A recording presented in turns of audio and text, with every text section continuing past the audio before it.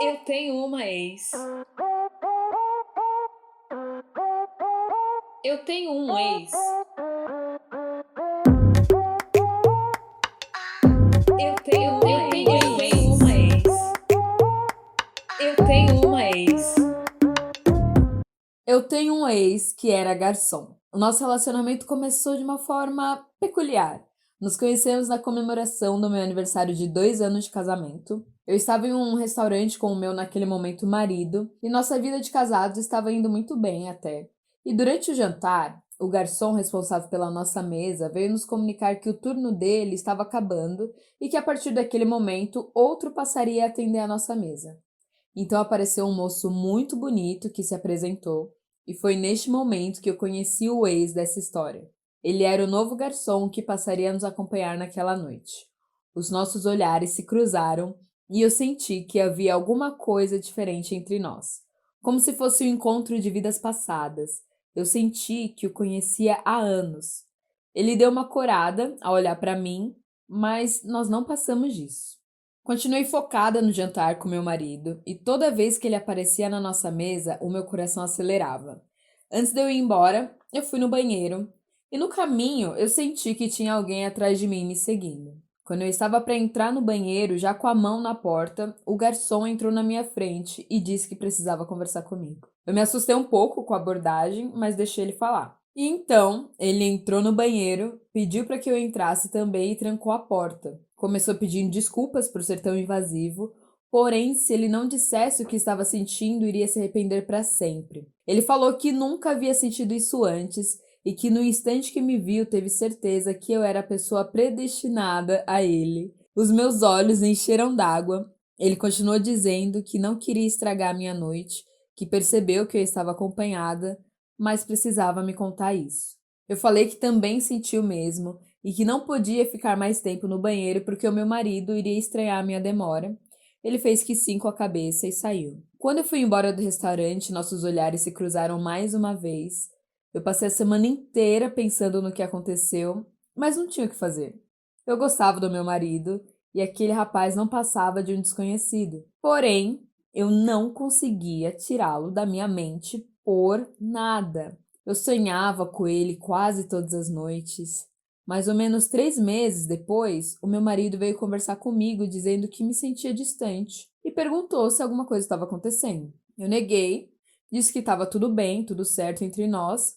Então, ele perguntou se eu tinha um amante. Eu fiquei ofendida, né? E falei que não. Perguntei de onde ele tinha tirado isso e ele falou que quase todas as noites eu falava o nome de um cara. Eu perguntei qual era o nome e ele falou o nome do garçom. Putz, eu fiquei sem jeito e ele percebeu o meu desconforto. Ele insistiu, insistiu, insistiu para que eu dissesse a verdade, mas não havia o que dizer. Eu realmente não estava traindo ele. Talvez estivesse no sonho, mas não na realidade. E as coisas entre nós passaram a desandar desde então. Ele não acreditou em mim e fomos nos distanciando cada vez mais. Tava ruim. Nós tentamos conversar, ver se daria certo, mas achamos melhor dar um tempo. Ele saiu de casa e ficamos de alinhar depois se voltaríamos ou não. Mas naquele momento nós precisávamos desse espaço. Somando o tempo, tudo isso foi mais ou menos 6 meses depois do meu aniversário de casamento, e todo esse tempo eu passei com o garçom na minha cabeça. E assim, eu estava relativamente solteira, né? Então eu resolvi ir atrás dele no restaurante. No mesmo horário que eu compareci da outra vez, eu fiz uma reserva e fui jantar. Eu estava agitada, olhava para todos que atendiam as mesas e nada do rapaz aparecer. Ué, e aí cansada de esperar, eu perguntei por ele para um dos garçons, que disse que ele já não trabalhava lá há meses. Eu murchei. Talvez não era para ser, né? Eu nem terminei de comer, paguei a conta e fui embora. Enquanto eu esperava o táxi, o mesmo garçom veio atrás de mim e perguntou por que eu estava procurando aquele outro moço. E eu disse que nós tínhamos o assunto pendente e que queria resolver logo. Ele me olhou, meio desconfiado, pensou um pouco e disse: Olha, moça, você parece ser gente boa, Então eu vou te dar o telefone dele. Mas se ele perguntar, não fala que foi aqui que você conseguiu. Eu espero que você consiga resolver com ele o que você precisa. Eu nem acreditei. Eu tinha o telefone do cara. Eu nem esperei chegar em casa para ligar. Liguei na mesma hora, ele atendeu e eu me apresentei. Contei a história do dia que nós nos conhecemos e ele lembrou de mim. Ele pareceu ter ficado contente com a minha ligação e disse que finalmente os nossos destinos se cruzaram. Perguntei se poderia encontrá-lo naquele momento e ele falou que não, porque estava trabalhando, mas poderíamos nos ver mais tarde. Ele me passou o endereço do trabalho, o horário do fim do expediente e assim que deu a hora dele sair, eu já estava esperando ele na porta. Quando nos vimos, os nossos olhos marejaram e ele corou novamente. Eu tive certeza que estava fazendo a coisa certa. Nós nos beijamos e... Nossa, encaixou perfeitamente. Fomos para um motel e foi uma das melhores noites da minha vida. Estava tão bom que avisei no trabalho que eu não poderia ir porque não estava me sentindo bem. Eu queria ficar mais tempo com ele. Além da noite, nós ficamos a manhã e a tarde inteira do dia seguinte lá. Não era só a transa. Nós também conversamos muito, nós estávamos nos conhecendo, tudo estava batendo. Os nossos gostos, histórias de vida, ambições e até mesmo a conchinha. Nos separamos quando deu o horário dele ter que ir para o trabalho e eu fui para casa nas nuvens, encantada com tudo que tinha acabado de acontecer. Eu liguei para minha irmã, contei para ela tudo o que aconteceu e ela só afirmava que eu estava louca de fazer uma coisa dessas. Eu também lá no fundo achava tudo muito estranho, mas eu nunca tinha sentido algo assim por ninguém antes dele. Em um mês, nós começamos a namorar, com direito a declarações e juras de amor nas redes sociais. E quando estávamos com 3 meses de namoro, ele foi mandado embora e ficou desesperado porque não sabia como iria pagar o aluguel. Ele morava numa espécie de pensionato e pagava o aluguel de um quartinho que ele dormia. E como a minha casa era muito maior, eu o convidei para morar comigo e quando ele arrumasse o emprego me ajudaria com as contas. Obviamente que ele topou. Fizemos a mudança e todos os meus amigos e familiares falavam que eu não deveria fazer isso. Que eu mal conhecia o cara, que ele estava desempregado, eu estava colocando ele dentro da minha casa. Eu não dei ouvidos. Só nós dois sabíamos como era grande o nosso amor. E essa fofoca passou por todos os meus ciclos de amigos e conhecidos até chegar no ouvido do meu ex-marido, que me ligou para conversar. Ele estava bem chateado e perguntou se era com ele que eu estava tendo um caso, já que era o mesmo nome que eu murmurava enquanto dormia. Eu neguei que eu tive um caso e contei toda a história para ele, desde o dia que conheci meu namorado no dia do nosso aniversário de casamento, até eu indo atrás dele no restaurante. De toda a história, o que mais deixou ele chocado foi o fato de eu estar morando com o cara. Ele disse que eu era uma adulta, que sabia o que eu estava fazendo, mas que esse comportamento não combinava comigo, que eu estava irreconhecível. E aí ele pediu para que eu abrisse meu olho, e eu fiquei ofendidíssima, porque para mim ele estava com dor de cotovelo por achar que tinha sido trocado, né? Então eu desliguei o telefone, mas antes eu pedi para ele não me procurar mais. Eu achei um desaforo. E o tempo foi passando, e viver junto com o meu namorado era uma beleza. Nós nos dávamos muito bem, nossa química era surreal, porém nada dele arranjar um emprego. Antes ele tinha uma reserva, mas quando o dinheiro acabou, eu passei a ajudá-lo com as finanças. Além das contas da casa, mercado, as minhas coisas, eu dava um dinheirinho para ele conseguir se manter um pouco até arranjar um emprego.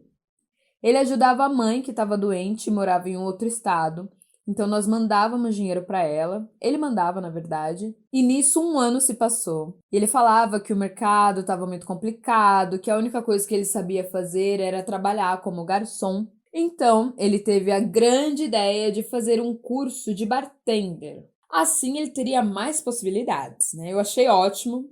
Então eu investi dinheiro nisso. Ele me mostrava o boleto com o valor da mensalidade do curso e eu depositava para ele pagar. Depois que o curso acabou, ele continuou sem emprego. Eu ficava triste por ele porque ele ficava quase todos os dias na rua mandando currículo, fazendo entrevistas e nada. Mas chegou um ponto que não dava mais. O meu salário não estava dando conta das nossas despesas. Nós fomos a uma loja de aluguel de veículos e eu aluguei um carro para ele trabalhar como motorista de aplicativo. E isso deu uma aliviada por uns 3 meses, mais ou menos. Depois, o dinheiro que ele conseguia quase nem pagava o combustível e muito menos o aluguel do carro. E foi se criando um clima tenso entre nós porque eu ficava muito estressada com toda essa situação. Nós começamos a brigar bastante e sempre fazíamos as pazes com uma maravilhosa transa de reconciliação. E nós ficávamos sempre nesse looping. E um dia, depois de mais uma reconciliação, ele disse que estava infeliz e queria devolver o carro para tentar voltar a trabalhar como garçom. Eu apoiei, mas pedi para que ele fizesse isso somente quando ele conseguisse outro emprego. Tarde demais. Ele já havia devolvido o carro e voltou a ficar o dia inteiro fora procurando emprego. E quando nós estávamos para completar 2 anos juntos, o meu ano cabalístico de relacionamentos, o meu ex-marido pediu para me encontrar para que nós pudéssemos assinar o divórcio que até então não tinha saído. Ele fez a reserva no mesmo restaurante que eu conheci meu namorado e disse que era somente para a gente encerrar um ciclo. Nós pedimos os nossos pratos e perguntei sobre os papéis do divórcio. Ele pegou um envelope gigantesco, me entregou. E aí eu falei, beleza, quando chegar em casa eu vou abrir. Mas ele insistiu, ele falou, não, abre agora.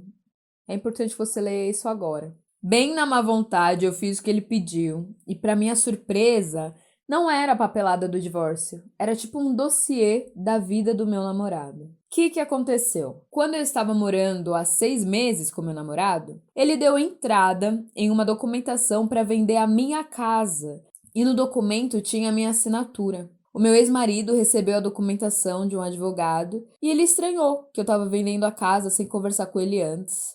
E aí, já desconfiado, ele ligou para minha irmã, nem falou nada comigo, e ela negou. Ela disse que em nenhum momento eu comentei que queria vender a casa. Então, os dois resolveram contratar um detetive que passou a investigar o meu namorado. E tudo que o detetive descobriu estava naquele papel, estava no envelope. Resumindo em ordem cronológica, o namorado pediu demissão do restaurante que ele estava trabalhando na mesma época que nós começamos a namorar. E o tempo que ele dizia que estava procurando emprego, sabe? Ele ia pro jockey fazer várias apostas. A mãe dele, nem viva tá, todo o dinheiro ele usava para ficar apostando, apostando, apostando. O curso de bartender, muito menos, nunca fez. Ele vivia jogando e perdendo dinheiro. As finanças que ele falou que tinha era dinheiro de jogo.